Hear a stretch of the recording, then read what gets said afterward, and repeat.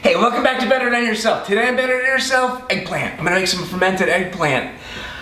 Whenever I'm doing one of these videos, I always kind of just do a real quick search and see, how other people are doing it, compare their recipe to my recipe, see if I can adapt anything into what I'm already doing, and try to find a couple of tips. And what I found out was there are no fermented eggplant recipes on YouTube. Maybe because it's really gross? No, because nobody's making it. I don't know why, but I found a lot of recipes for like in a traditional Italian a marinated eggplant where they do, some vinegar, a lot of olive oil, garlic, and their herbs. So I'm gonna kind of keep it on that sort of bent, do the traditional Italian herbs. I've got some nice fresh thyme, some oregano. I probably won't use the flowers, but they were pretty. I thought I'd show them to you.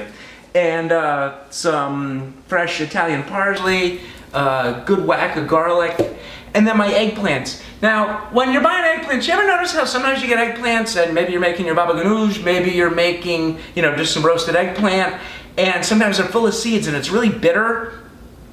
What you want to do is you want to buy male eggplants. You want to look for eggplants that have just this round spot on the bottom. The blossom end should be just a sort of round thing, and this is a male. As compared to a female, where it has this sort of slot-looking shape here. That blossom end on the female is this long kind of, that's the height end, and this is a period. You want to look for the period. This is a male eggplant. If you buy female eggplants, they're going to be loaded with a ton of seeds. They're going to be totally bitter. People try to get away from that bitterness with, the salting of them and blanching. And buy male eggplant. You'll be a lot happier. Let's get into the recipe. All right, so once you've found a real nice eggplant, all you really need to do is just peel them and get them into a jar, like everything we do on this channel. So let's get our herbs to the side. Let's get our, ditch the female eggplant. Let's just make these two males. Nice sharp knife. Now, it's really up to you how you want to do your eggplant, what shape you want to make your eggplant to ferment. Pop the tops off, get the little bit of dried leaves off, and you can do like the traditional. I've seen a lot of traditional Italian marinated eggplants where they're doing like long strips of eggplant, almost like big like steak fries sort of. I kind of prefer the little cubes. When I eat these, when you eat fermented foods, you don't need to eat a lot. You don't need to eat, a whole eggplant's worth of a fermented eggplant. Really, I just like a couple little cubes. Toss them on the top of my salad, maybe on the side of my plate, something like that. But just grab your male eggplants and get you can leave the skin on. I find the skin gets a little tough as the salt pulls some of the moisture out of the eggplants. So just spend a minute to get the tough skin off, get any spots off of there. And then, like I said, I want to do probably just a couple of cubes. So I'm thinking probably about 1/2 inch on a side.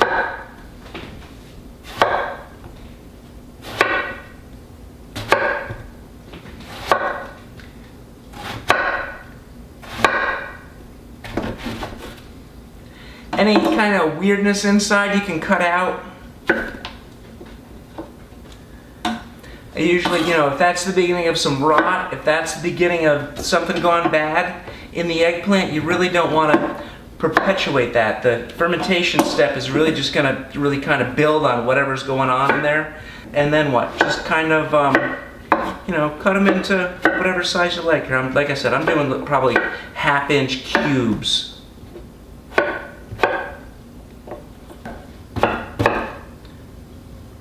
So once you get your veg cut up, then just go ahead and add your herbs.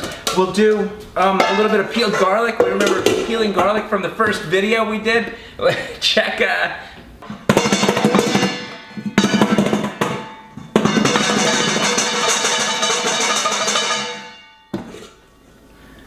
So get your peeled garlic in the jar.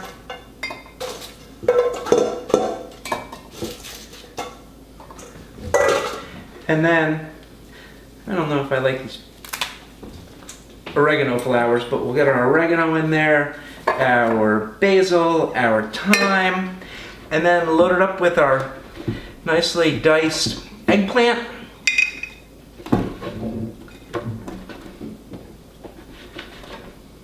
this is just a half-gallon jar I've got going here, and these were just 2 male eggplants.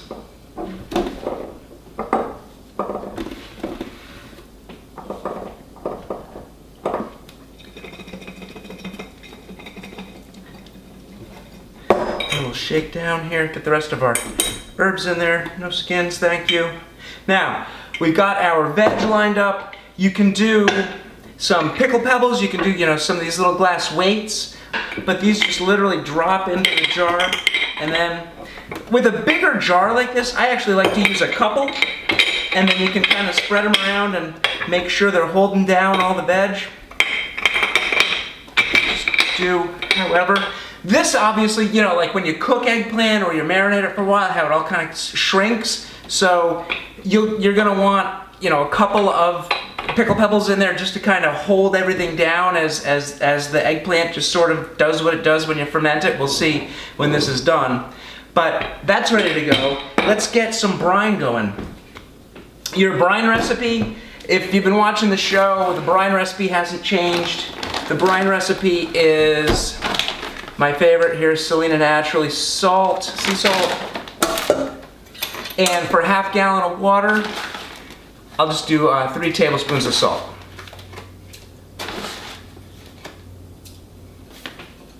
And we'll give this a quick stir.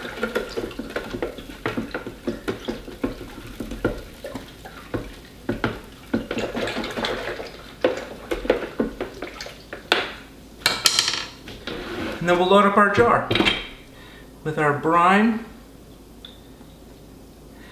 And really, I mean, what you want to do here is just make sure that all of the vegetables, all of the herbs, everything that we've got in there is out of the air. When we're doing these lacto ferments, we want to make sure that we get all of the air. I'm just kind of giving it a little agitation here to shake the air bubbles out of it and let that brine settle into place. And this is good.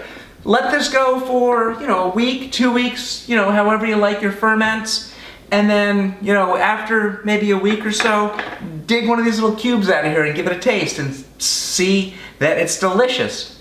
But here, well, let me share with you one that I just made last week. That's ready to go. I'll leave that out on the counter. Just leave it in a warm place for a couple of days and let it do its magic. But let's get, I mean, here's one that I just made about a week ago. This has been a while. This probably made about a month ago. And I've been eating it, so it's kind of... The salt really does a nice job of maintaining a little bit of crunch. I mean, eggplant's not super crunchy, but you know, it keeps it from getting slimy anyway. It keeps it from getting that kind of oogie cooked eggplant-esque that isn't too desirable. But I think you'll find that the natural lactic acid that fermentation imparts on these eggplant is really nice. And now these are super delicious. You know, if your garlic might turn sort of green or turn sort of blue as it ferments, don't worry about it. It doesn't matter. That's just a natural thing. There's sulfur compounds in garlic that make it change colors sometime.